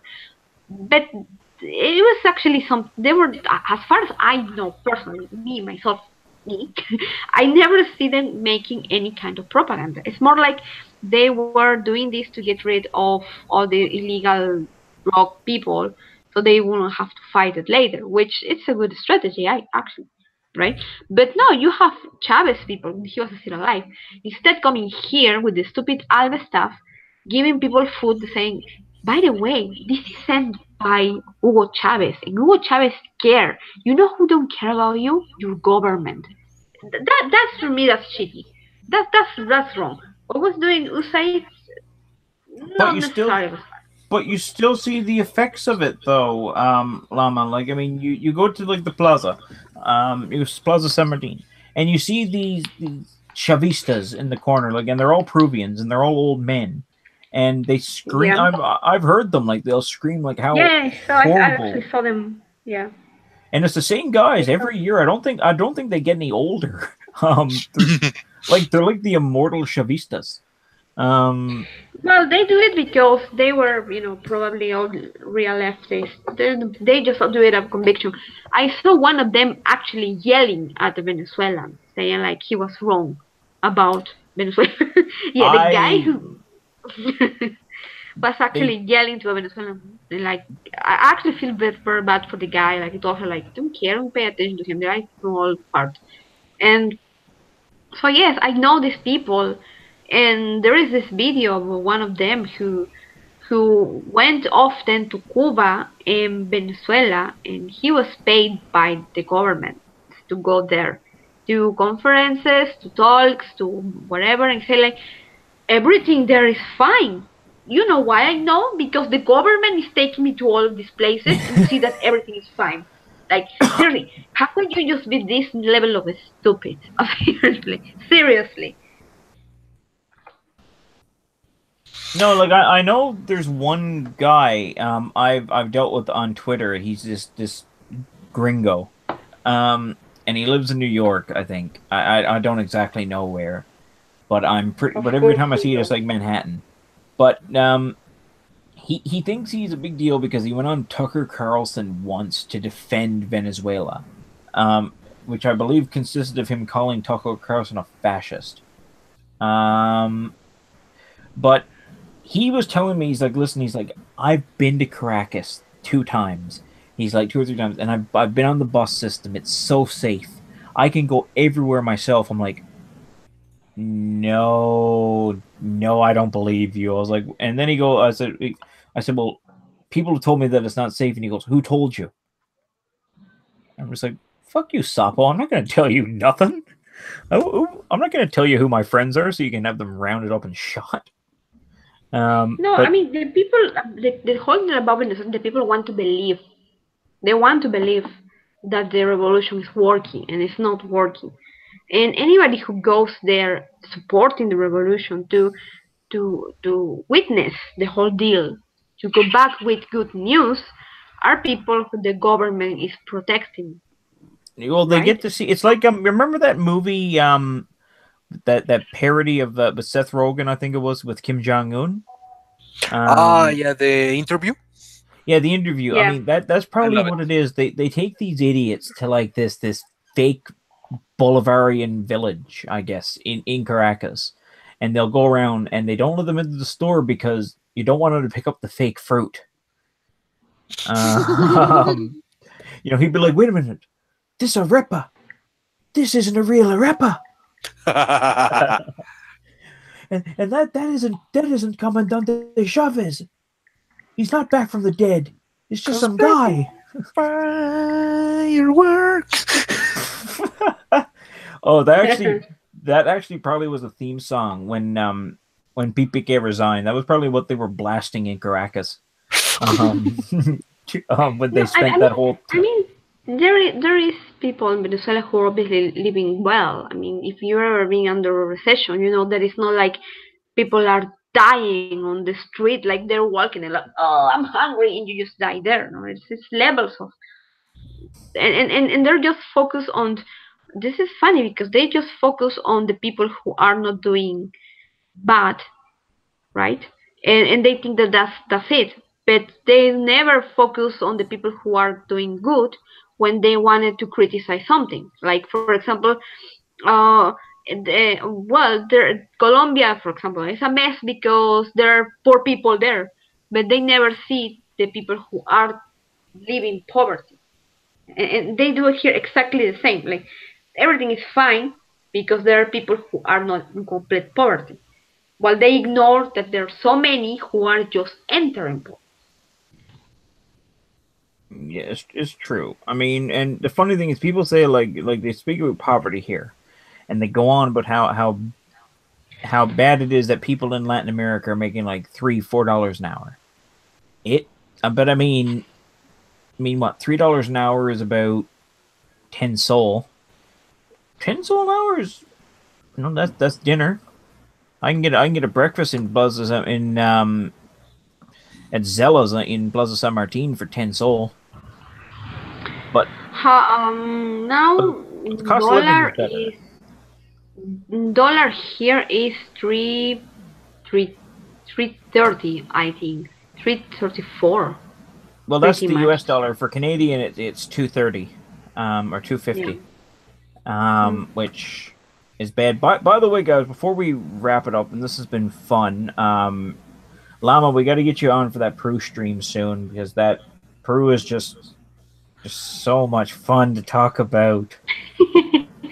You know what? Oh, You give it a few weeks because I have the feeling that things are gonna get more interesting in a couple of weeks. Like everything's gonna explode right now. Like we're on the we're on there's the. an ad. There's an ad from El Comercio. I'm gonna send it to you guys privately there, and it's making fun of Alan Garcia. Because he's Wait, looking. I have a question about El Comercio. Sure. Where do you think it's would you place it in the political spectrum of news outlets? Del comercio, where I think Yeah, it is. yeah. Um, they are liberal, but they are progressive. They are kind of like they support the economy, being right wingers, right? They support the private investment. They support, let's say, freedom of speech, but at the same time they are socially progressive. Like they want to, all this thing about my feminism, my struggle, and all these things. So I always found them. Yeah, no, I Mm. agree. But I found El Comercio always had a pretty like they were kind of fair too. But but by the way, this thing says it's a couple of aliens looking at a letter, and it says ante la posibilidad de que nadie en la tierra ni quiera recibir les solicito el asilo. Firmado Alan Garcia. okay, I just saw it. Yeah, I mean the guy deserves like a full show. I'm just gonna read more about him, okay? Because um, whenever I never actually study him much because I was born when his government started pretty much. I was born in '82 and he started president in '85. So I actually live all these things myself. So I never actually feel like I have to study much about him because okay, I actually remember by memory what actually I actually remember. I'm not kidding. By memory, everything that happened back there. But when I the last year there was like a debate here, and I found out what he actually did. The real thing that I was like this Uruguayan journalist, like, why isn't this guy in jail? And the Peruvian writer was like, I know, right? He escaped. That's the reason he's not in jail because he escaped. That's the only reason. Well, he ruined what he was it the Inti that was in Peru before he was there, or was it just No, the regular? No, it was Soles. just it was the Sols, and then he ruined it, and then they had to bring in the Nuevo Sol. Yeah, yeah, we have with him 5,000% inflation in 5 years, pretty much. At one point, it got that high, and it was a catastrophe. It was like this journalist. Like, the only thing he can say, he can like feel proud of, is like he backromped a whole country in less than 3 years, because that's what what Venezuela is going through right now. Okay, he did it in only 5 years. Okay. Oh my! It was like He's Proto amazing. Maduro. Like, yeah, but this guy is more actually. So, and this is funny because he was a leftist actually. I mean, originally he was a leftist. The party, Yeah, it yeah. was. The Paristas are all lefties. Yeah, and he was leftist. And when I remember that when he ended the government, the left hate him. Okay, he destroyed probably one of the most important political parties of America. Because the APRA was very important. I'm not a fan, but they were actually very important. He destroyed it alone completely. Yeah, AMLO was really impressive in how, or not AMLO, oh God, Alan Garcia was really impressive in how incompetent he is. And Yeah. that's why, like, I always imagined him as this kind of bumbling idiot. Like, he's kind of like the Chris Farley of Peruvian politics. But he's not an idiot. I mean, he makes himself a fool, but he's not an idiot. He's actually very smart. That's why he's still not in jail. It was he was very lucky. He was very lucky that he should be in jail like years ago. And he knows how to play. I mean, the thing is, like, they cannot prove many of the things he's done because the millions of dollars that he's accumulated through the years, they are not to his name or his family. So how can they prove this thing? Cannot. That's true. But we'll have to talk about Alan Garcia another time. We've got to call it a night here. But before we go, we should quickly mention Paris because they've had a very, very bad riot. And that's usually hard for the French to top because they do like to burn things and cause trouble and not work. Anything they can to get it to work, the French will do. And the funny thing is that they're going around smashing up things like statues and this and that. They actually smashed up a piece in the Arc de Triomphe, the barbarians. And I have to shout out to one of my favorite YouTubers. The Britisher was actually talking about this with Zarathustra on Twitter. And they're saying, like, these people are Philistines and that. And I put out a picture of during the Cultural Revolution, they used to have the Red Guard go around beating up things and punishing landlords. It was called like destroying the four olds, old culture, old traditions, etc., etc. I'm too tired to think about what it was, but one of the posters, and I remember seeing this when I was really young, when I used to be a Trotskyist, and I was influenced by Maoism too. God help me. There was a poster of a guy holding a hammer, and it said, "Smash the old world and forge the new one." And I said to the Britisher, I was like, listen, this is right out of the Maoist playbook. I mean, these are the Red Guard. They're going around and they're smashing what offends them, and what offends them is France. Yeah, but they are all just mad. I mean, it's not like I wouldn't be worried because France has seen it all, and they are somehow still surviving, and they're like probably art, like they have baguettes, so they can replace everything. Yeah, I mean, come on, and I am personally just waiting for the guillotine. That's all I expect. Like someone actually bring the guillotine back. And you know what? You can even call me fascist or anything for saying this, because remember that it was the left, the one who started the revolution. So this is true. I mean, in this thing with the gas taxes in France and the yellow vests, it's only serving right now Le Pen, because she already surpassed Macron in preferences. So next election will be bad for him. I told them they should have voted for Le Pen. Nobody. Like, Le Pen is not even that far right. That's the funnier thing. Le Pen is like a centrist at the most. I mean, I don't think so. I think market-wise, she lends very right to me, but her economic program is really to the left. Yeah, well, I mean, well, Merkel is like a Catholic, and also Trudeau. So, like, these things don't really matter, because at the end they are aligned with whatever gives them the power that they need. So, but this is like what happens when people don't listen to me. You should have voted for Le Pen, and it's funny because most people, like, they vote for Macron because they were told that with Le Pen this will happen, and this is exactly what is happening.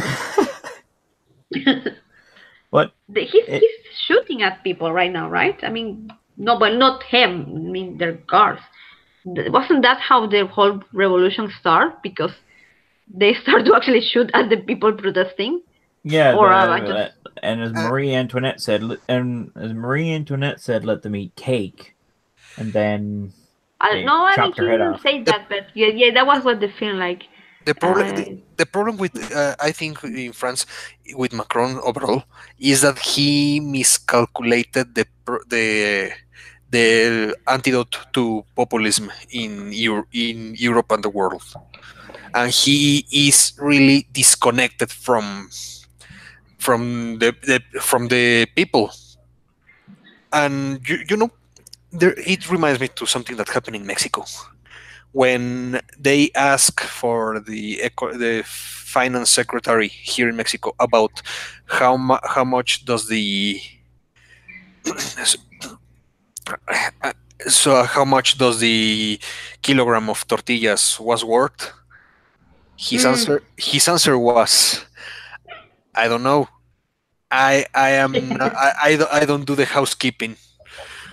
Well, in Spanish he said, yo no soy la señora de la casa. So people was like, I mean, actually, a candidate for president here was asked the same, how much one piece of bread cost, and she didn't know. One piece of bread, like this. How out of touch can you be to not how much it costs to get bread? Exactly, that's the basic of any kind of food right now. That you just go and get hungry and you just eat one piece of bread. Okay, she didn't know that. She lost because of that. The kilogram of tortillas here is 14 pesos. If just to let you know. Right? How can you just know that? And I mean, he's Mexican. They're naturally tuned. There's like the Borg, except for like tortillas. You like if one price changes, it ripples across the universe, and everyone feels it. So everyone, it's like when you turn up the thermostat, and your parents somehow realize that you've turned up the thermostat in your house. They've got like that sixth sense. Oh wait, yeah, you guys live in hot places, so you don't have thermostats. But like you ever seen that Family Guy episode? Gotta go because my son is calling me. I don't know where is he lost right now. No problem. Thanks, Lama. Okay. Thanks for coming on. Don't worry. Yeah. Take care. See you guys. Bye. See you later. See you. So I think we covered all the topics that we were going to talk about. I think we did. Yeah, it was fun, man. And when Ozzy gets back, it's going to be good again because we'll be back on the right track. Yeah. Thank you all for watching. Yeah. Have a good night, guys. Yeah, and of course, remember to follow us on Twitter. The handle is down there on the description. And if you want to talk with us on Discord, there's an invitation link down there too. Yep, indeed it is. So please feel free to join the conversation. We love hearing from you. Have a good night, everyone. Subscribe. Yep. Please, yes, definitely subscribe. Have a good night, everyone. Good night.